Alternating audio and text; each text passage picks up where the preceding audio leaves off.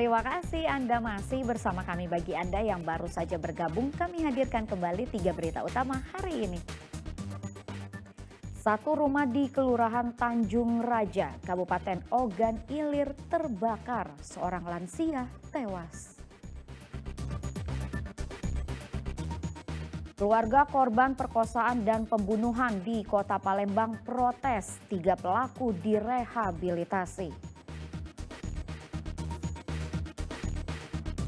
Lansia di Ogan Komering Ilir tinggal di gubuk reyot.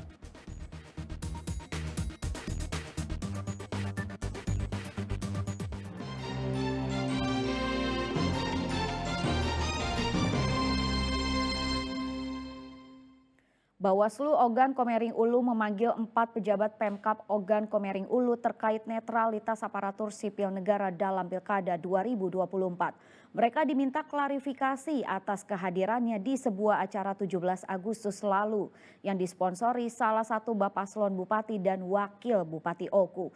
Jika terbukti bersalah, sanksi tegas akan diberikan kepada ASN yang melanggar.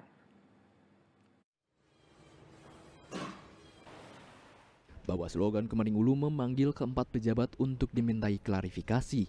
Mereka masing-masing adalah Kepala Dinas Pangan Ogan Komering Ulu, Slamet Riyadi, Kepala Dinas Pariwisata Ogan Komering Ulu, Alfarizi, Kepala Inspektorat Ogan Komering Ulu, Akarim, dan Camat Lubuk Batang, M. Haris.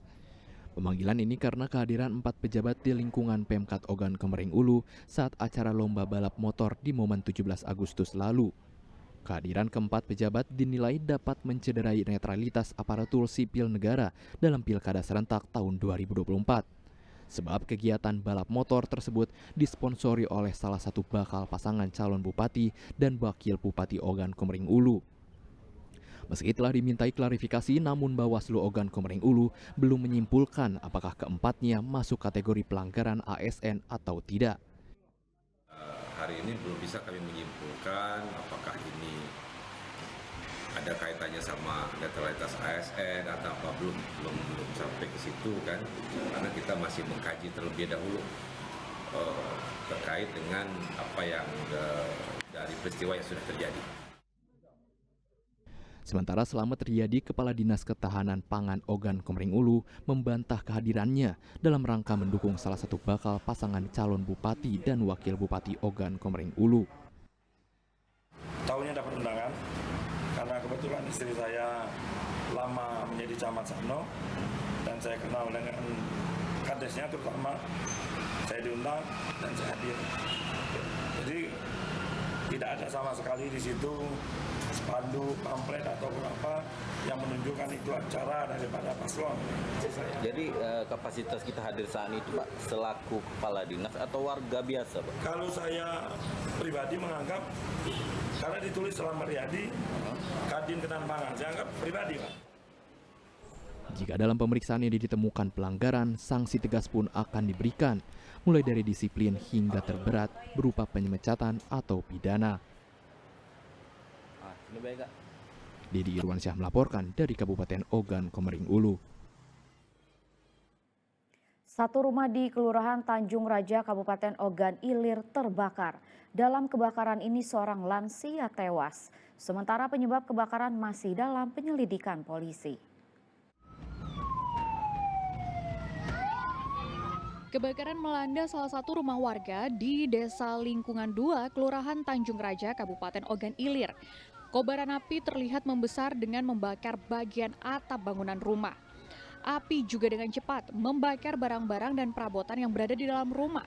Diperlukan 2 menit mobil pemadam kebakaran untuk memadamkan api tersebut. Dalam musibah kebakaran ini, Roni yang merupakan seorang lansia yang tinggal sendiri tewas. Diduga korban saat kejadian sedang sakit sehingga tidak bisa menyelamatkan diri. Itulah dia kan, kadang anaknya datang juga.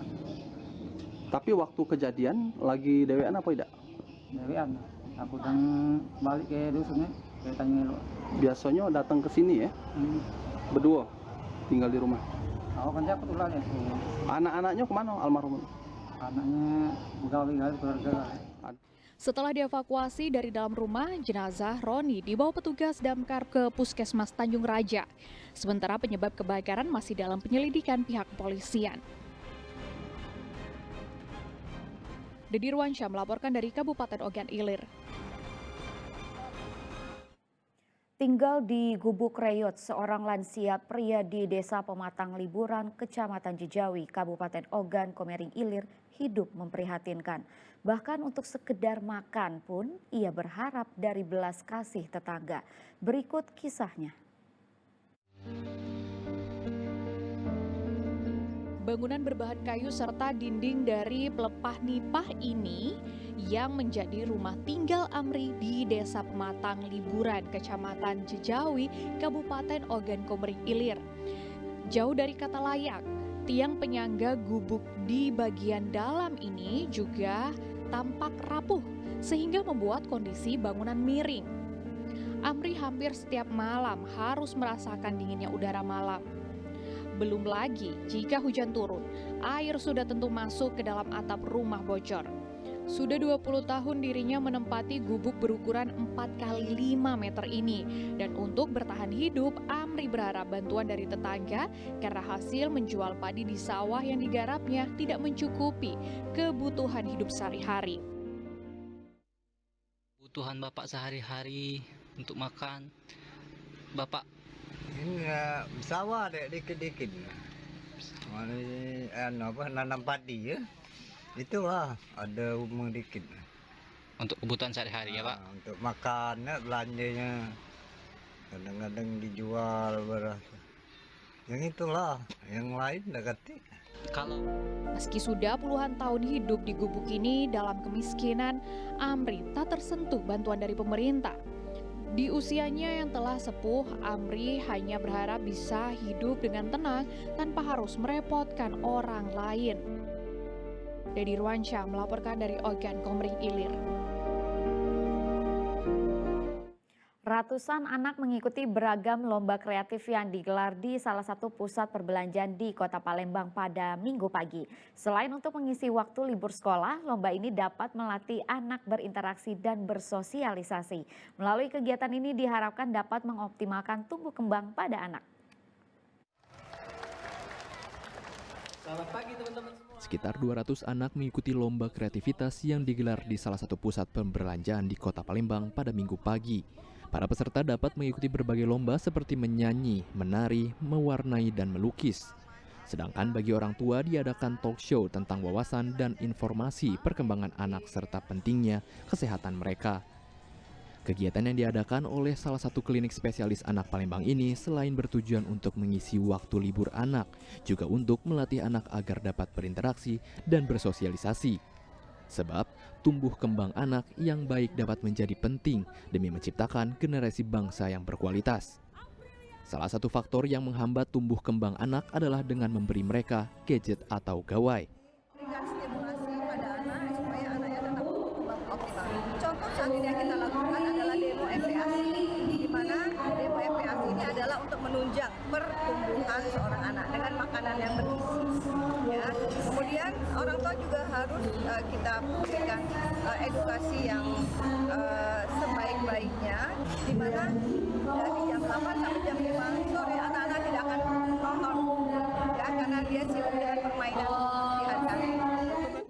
Beragam aktivitas yang mengasah kreativitas anak-anak ini dapat mempengaruhi perkembangan otak untuk melatih fokus, berkomunikasi, membangun kosakata, ataupun memahami tingkah laku secara umum. Kecanduan gadget atau gawai dapat beresiko mempengaruhi kemampuan anak, bahkan terlalu banyak menghabiskan waktu di depan gadget dan mempengaruhi perkembangan otak. Dedi Irwansyah melaporkan dari Kota Palembang.